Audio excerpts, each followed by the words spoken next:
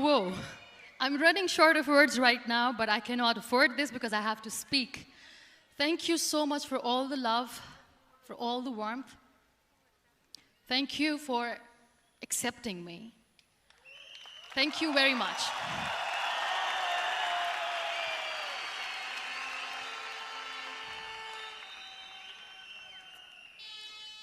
Well, I always start my talk with a disclaimer. And that disclaimer is that I've never claimed to be a motivational speaker. Yes, I do speak, but I feel more like a storyteller because wherever I go, I share a story with everyone. Well, it is a story of a woman whose perfectly imperfect life made her who and what she is today. It's the story of a woman who, in pursuit of her dreams and aspirations, made other people realize that if you think that your life is hard and you're giving up on that because you think your life is unfair, think again. Because when you think that way, you are being unfair to your own self.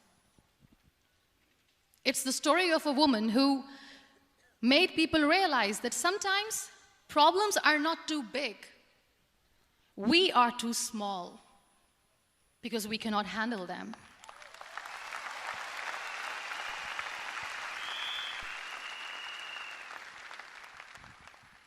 It is the story of a woman who with time realized that real happiness doesn't lie in success, money, fame.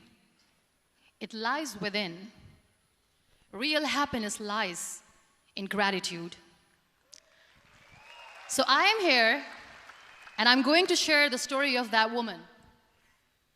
That is my story. The story of gratitude.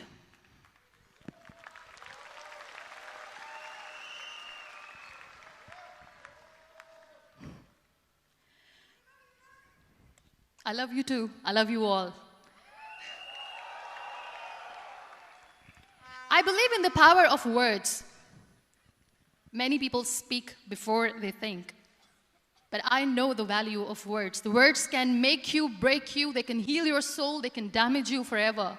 So I always try to use the positive words in my life wherever I go. They call it adversity, I call it opportunity. They call it weakness, I call it strength. They call me disabled, I call myself differently abled.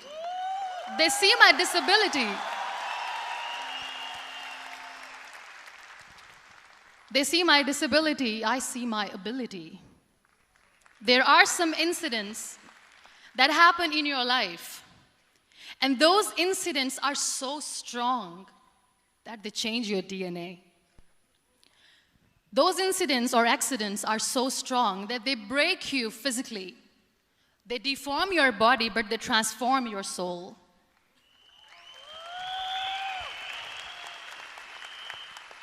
Those incidents break you, deform you, but they mold you into the best version of you.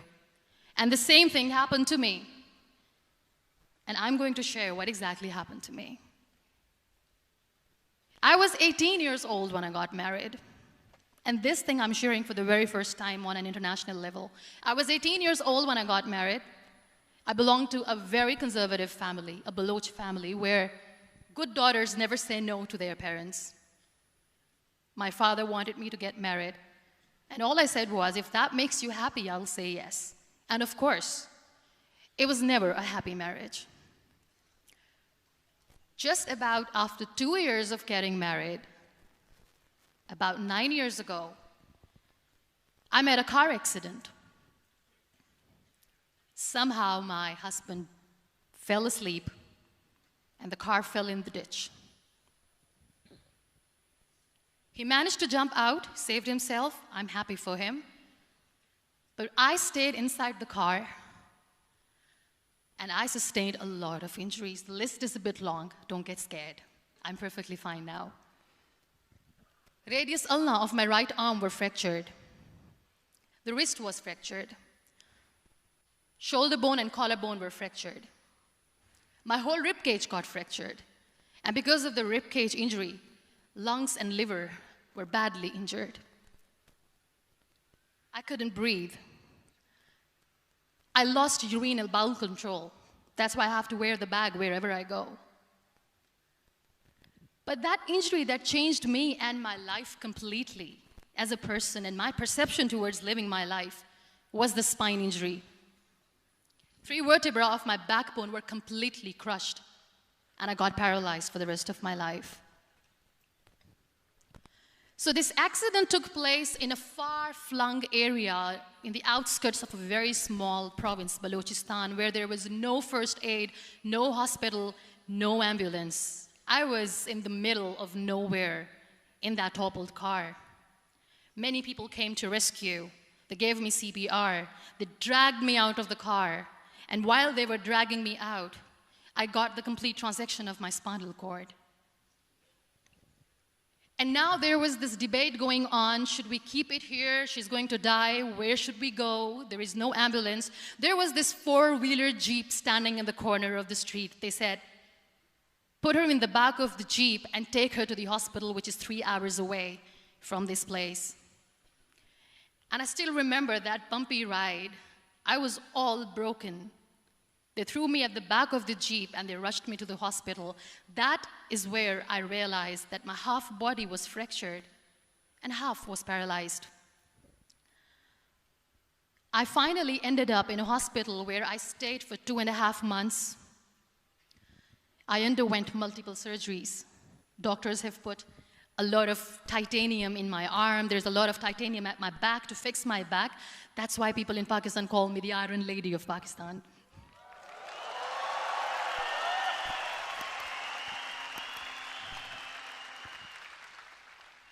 Sometimes I wonder how easy it is for me to describe all this all over again. And somebody has rightly said that when you share your story and it doesn't make you cry, that means you have healed.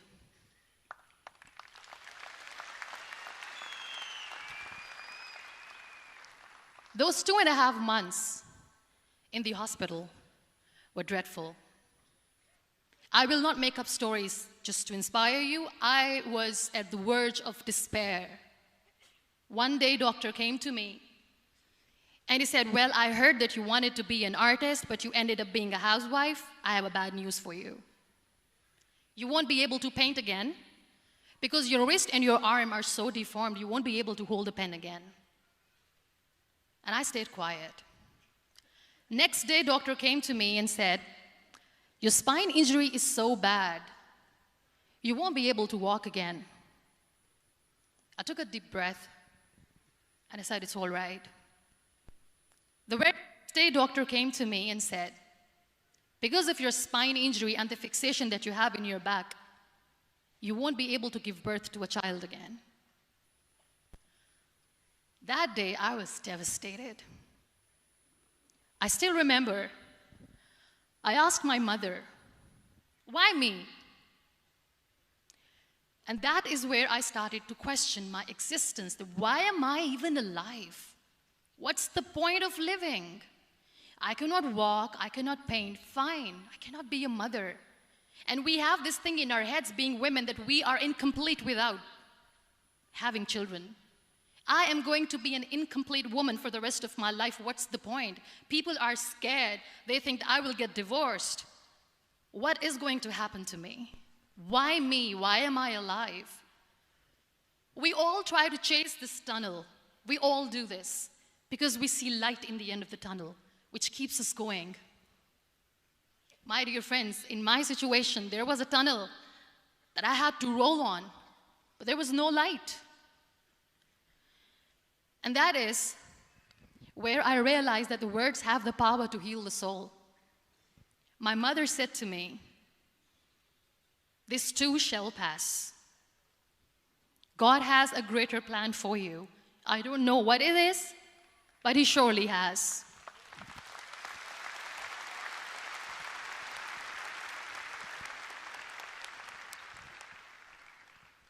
And in all that distress and grief, somehow or the other, those words were so magical that they kept me going. I was trying to put that smile on my face all the time, was hiding. It was so hard to hide the pain, which was there. But all I knew was that if I will give up, my mother and my brothers will give up too. I cannot see them crying with me. So what kept me going was, one day I asked my brothers, I know I have a deformed hand, but I'm tired of looking at these white walls in the hospital and wearing these white scrubs. I'm getting tired of this. I want to add more colors to my life. I want to do something. Bring me some colors. Bring me some small canvas. I want to paint. So the very first painting I made was on my deathbed, where I painted for the very first time. It was not just an art piece or just my passion. It was my therapy. What an amazing therapy it was. Without uttering a single word, I could paint my heart out. I could share my story. People used to come and say, what lovely painting, so much color. Nobody could see the grief in it. Only I could. So that's how I spent 2.5 months in my hospital, crying, never complaining or whining, but painting. And then I was discharged, and I went back home. And I went back home, and I realized that I have developed a lot of pressure ulcers on my back and on my hip bone. I was unable to sit. There were a lot of infections in my body, a lot of allergies. So doctors wanted me to lie down on the bed straight for not 6 months, for not 1 year, for 2 years. I was bedridden, confined in that one room, looking outside the window, listening to the birds chirping, and thinking maybe there will be a time when we'll be going out with the family and enjoying the nature. That was the time where I realized how lucky people are, but they don't realize.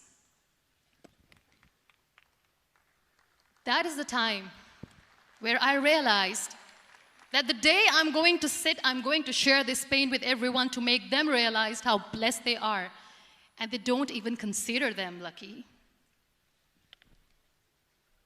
There are always turning points in your life. There was a rebirth day that I celebrated.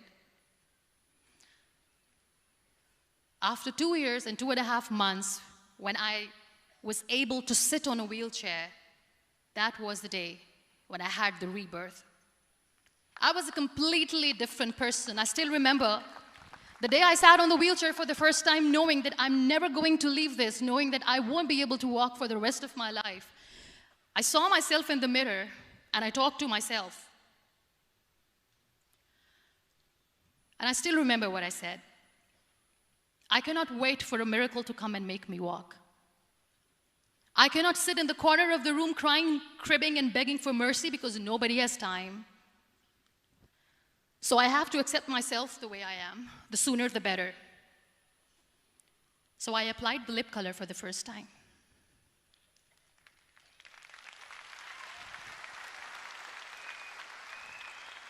And I erased it. And I cried. And I said, what am I doing? A person on a wheelchair should not do this. What will people say? Clean it up. I put it again. This time I put it for myself. Because I wanted to feel perfect from within.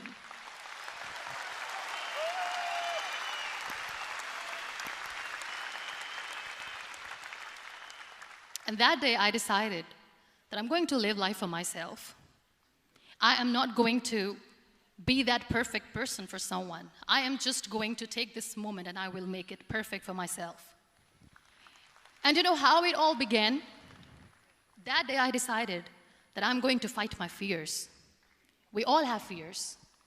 Fear of unknown, fear of known, fear of losing people, fear of losing health, money.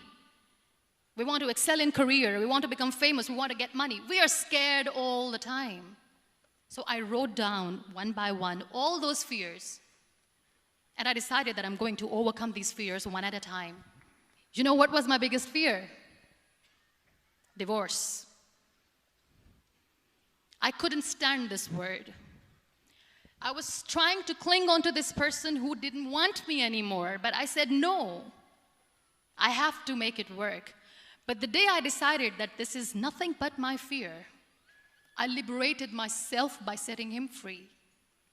And I made myself emotionally so strong that the day I got the news that he's getting married, I sent him a text that I'm so happy for you and I wish you all the best. And he knows that I pray for him today.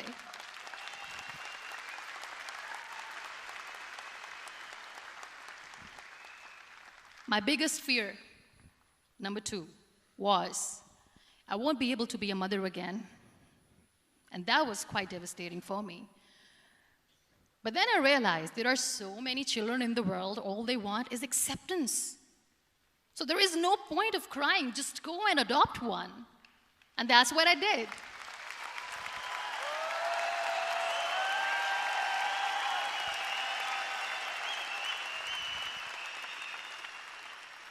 I gave my name in different organizations, different orphanages. I didn't mention that I'm on a wheelchair, dying to have a child.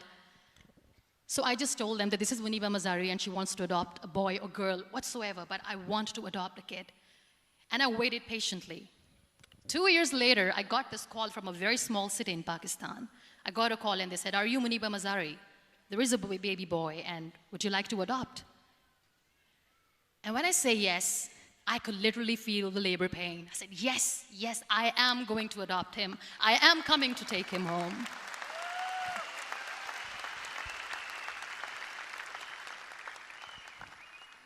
And when I reached there, the man was sitting and he was looking at me from head to toe. And in back of my head, I kept thinking that, oh my God, he is going to say she's on the wheelchair, she doesn't deserve it. How is she going to take care of him?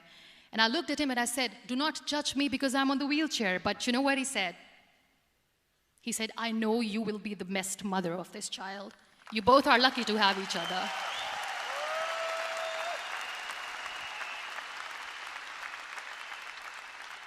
And that day, Niall was 2 days old, and today he's 6.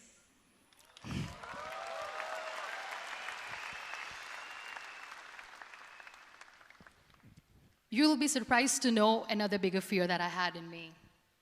It was facing people. I used to hide myself from people. When I was on bed for 2 years, I used to keep the door closed. I used to pretend that I'm not going to meet anyone, tell them that I'm sleeping. You know why? Because I couldn't stand that sympathy that they had for me. They used to treat me like a patient. When I used to smile, they used to look at me and say that, "You're smiling, are you okay?" I was tired of this question being asked, "Are you sick?" Well, a lady yesterday at the airport asked me, "Are you sick?" And I said, well, besides the spinal cord injury, I'm fine, I guess.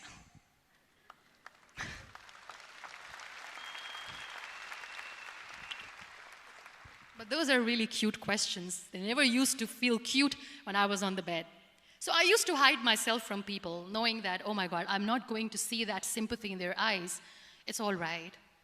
And today I'm here speaking to all these amazing people because I have overcome the fear.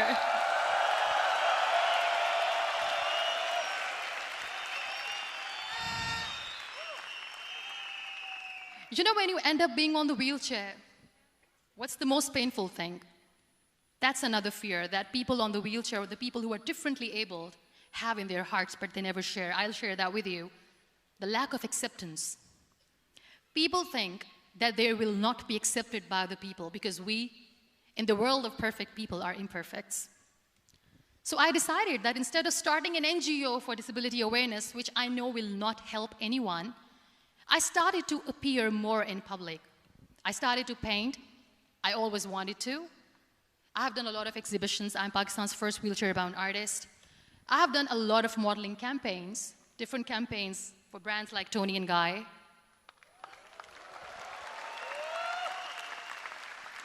I have done some really funny, breaking the barriers kind of modeling. There was this one by the name Clown Town where I became a clown because I know that clowns have hearts too. And then I also decided that if I really want to make the difference, I am not going to let people use me for their polio campaigns where they will make you a victim and an emblem of misery and mercy and will say that, you know what, give polio drops to your children or they'll become like this girl. I decided that I'm going to join the national TV of Pakistan as an anchor person. And I've been doing a lot of shows for the last 3 years.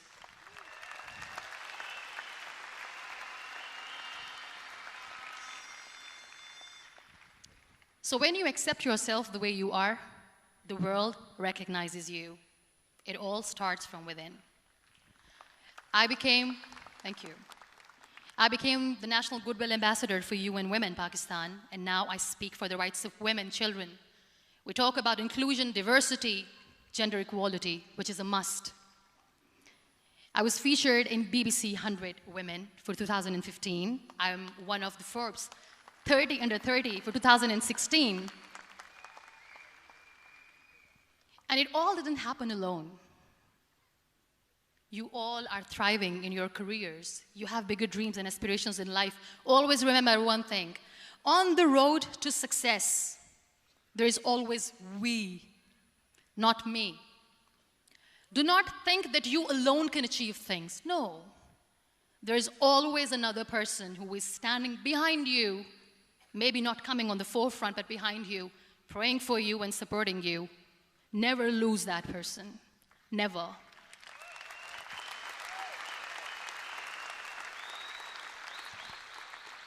No matter how much I say that I couldn't find a hero, so I became one, I still want to recognize those 3 people in my life who literally changed my life completely, and I get inspiration from them every single day.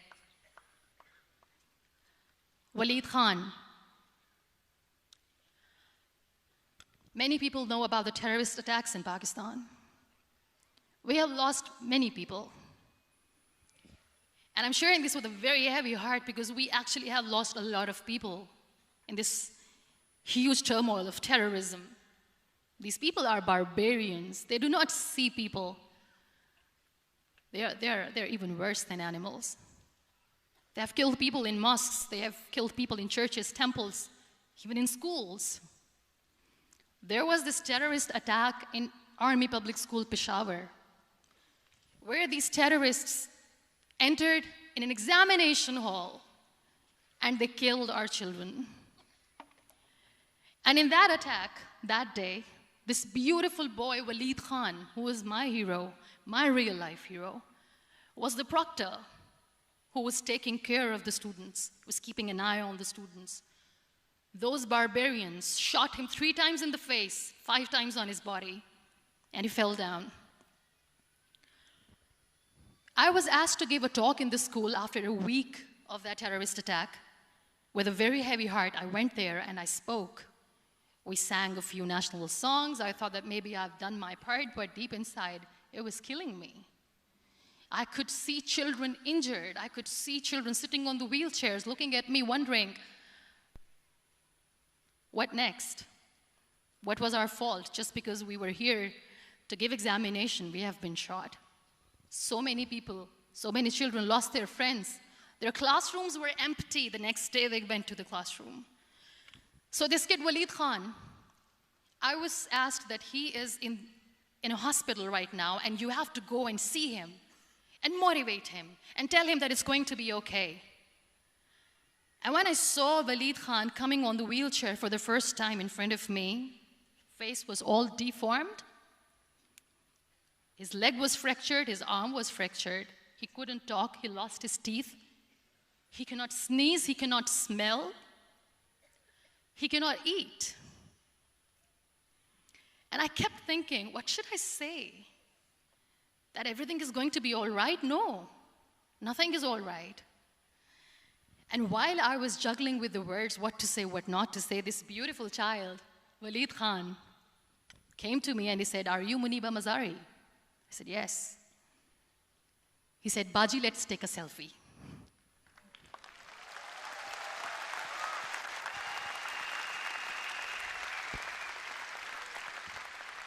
And with that beautiful, toothless smile of Waleed Khan, we took that beautiful selfie that I still have with me.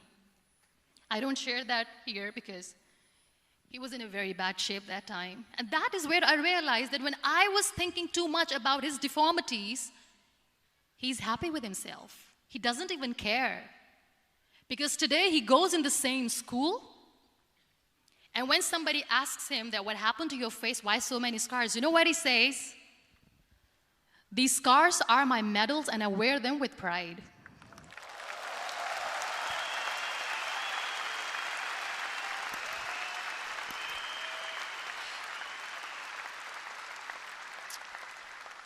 And how beautifully he says the terrorists wanted me not to study. I am going to study. I will become a doctor one day. And this is my way of taking revenge from those terrorists.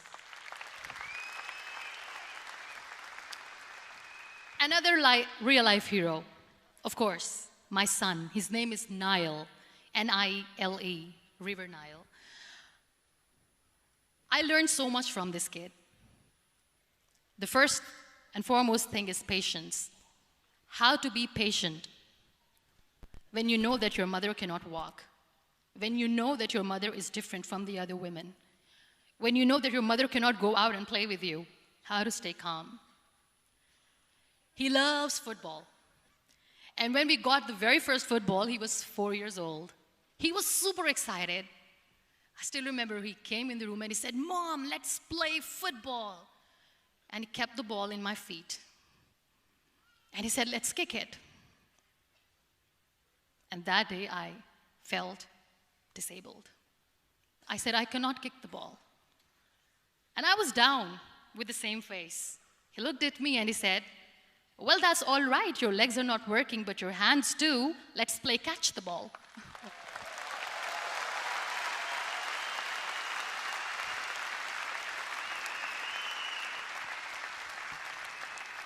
You know what, that day he made me realize that when you think your glass is half empty, come on, your glass is half full.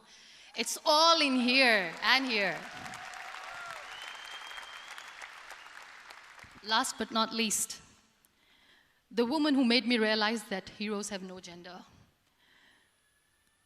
The woman who believed in me even when I was completely at the verge of despair, where everybody left, she was there.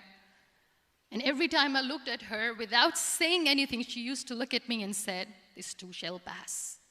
God has a bigger plan. And one day you will say that, oh my God, that is why God has chosen me." She never cried in front of me. She has always said that there will be haters, there will be naysayers, there will be disbelievers, and then there will be you proving them wrong. My mother.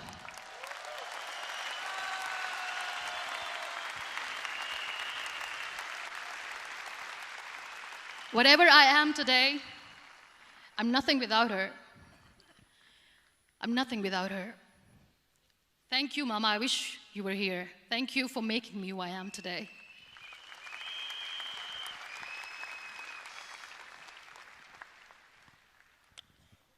You know what? We human beings have a problem. Out of many problems, there is one more, and this is a self-created one. We always expect ease from life. We have this amazing fantasy about life. This is how things should work. This is my plan. It should go as per my plan. If that doesn't happen, we give up. So my dear friends, let me tell you one thing. I never wanted to be on the wheelchair. Never thought of being on the wheelchair. I was always aspiring to do bigger things, but had no idea that for that I have to pay the price to be where I am today.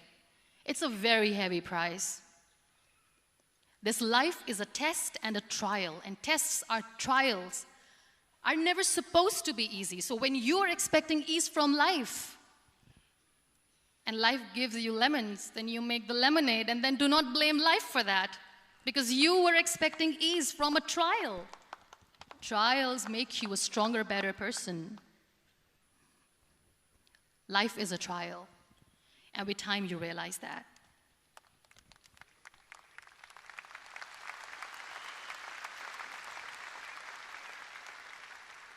It is okay to be scared.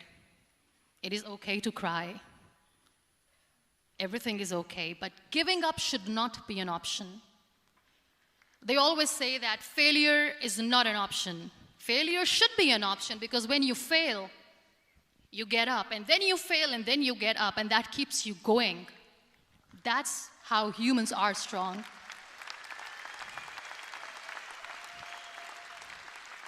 Failure is an option, should be an option, but giving up is not. Never. We have this thing in minds. We call it perfection. We want everything perfect. We want ourselves to be perfect. There is this image in our head about everything. Perfect life, perfect relationships, perfect career, perfect amount of money that we need to earn no matter what. Nothing is perfect in this world. We all are perfectly imperfect, and that is perfectly all right. That's all right. We were sent here not to become the perfect people. Those people who tell you how to look perfect, even those people are imperfect. Trying to fight this fear of looking imperfect. I used to be perfect. I still remember. I got this compliment years ago when I used to walk. Oh my God, look at you. You're fair, you're tall, you're perfect. Look at me now. You're still perfect. Only the perfect eyes can see that. Only the perfect eyes will see that. Only the perfect eyes will see that. So yes, in all those imperfections, you have to listen to your heart. You don't have to look good for people. You don't have to be perfect just because other people want you to be perfect. If your soul is perfect from within, that's all right. This is all what you want. This is all what you need to be. Our society has made very weird kind of norms to look perfect and great. For men, it's different. For women, it's different. We think too much about what people say. We listen to ourselves too little. You know what makes you perfect? When you make someone smile. You know what makes you perfect? When you try to do something good for the people around you. You know what makes you perfect? When you feel someone's pain. And how beautiful pain is that it connects you with people. No other medium can connect you with others but pain. That's why I always say that I'm in pain, and that's a blessing in disguise for me. Today, just because I'm in pain and I'm on the wheelchair, I work for children. Being the head of CSR for a company, we conduct medical camps in far-flung areas of Pakistan where so many kids die because they don't have medical facilities. And I personally believe just because they cannot afford to live doesn't mean we'll let them die. So we give them money, we give them medical treatment, we try to heal their wounds, physical and emotional. And I also work for the beautiful people. We call them third gender, the transgender community of Pakistan. You know what connects me with them? All my imperfections. When I go and I hug them, they never judge me. And this very good friend of mine, her name is Bijli. Bijli means electricity. She calls herself electricity. And I said, are you electricity? She says, no, I'm lightning. I'm as strong as lightning. Because we have very bad power outage, so she doesn't want me to call her electricity. So she says, I am very strong. I'm thunder, I'm lightning. She came to me, and the first time I hugged her, she said, you are just like me. And I said, yes, I am like you. Because to people, we are so imperfect. So how beautiful these imperfections are, that because of these imperfections you can connect with people. Then why are we all running after being perfect? What's the point?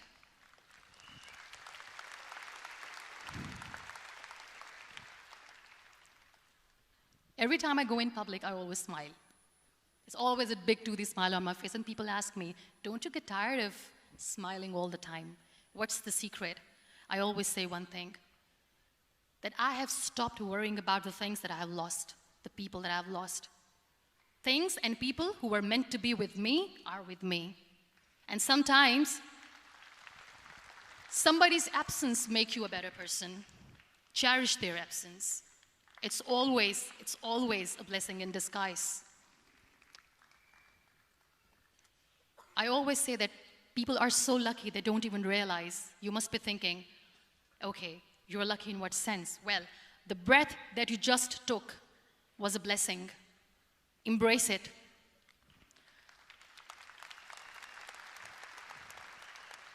There are so many people in the world who are dreaming to live a life that you are living right now. You have no idea. Embrace each and every breath that you are taking. Celebrate your life. Live it. Don't die before your death. We all die.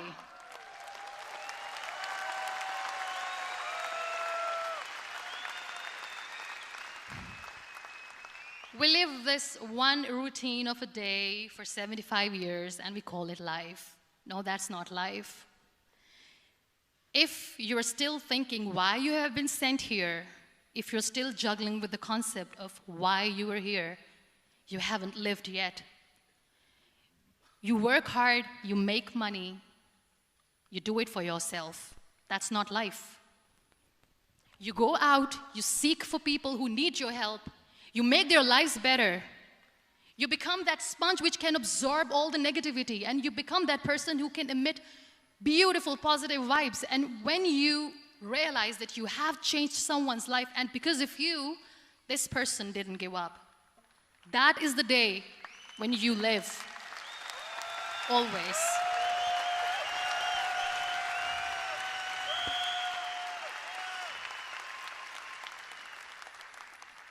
We were talking about gratitude, why I smile all the time.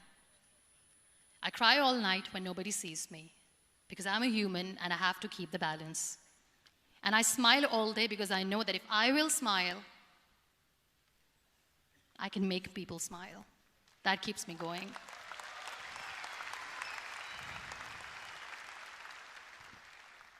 Be grateful for what you have, and you will always, always end up having more. But if you'll cry and if you'll crib for the little things that you don't have or the things that you have lost, you will never ever have enough. Sometimes we are too busy thinking about the things that we don't have that we forget to cherish the blessings that we have. I'm not saying that I'm not healthy and that makes me unlucky, but yes, it is hard. It is hard when I say that I cannot walk. It is hard to say when I wear this bag. It hurts. But I have to keep going, because never giving up is the way to live, always.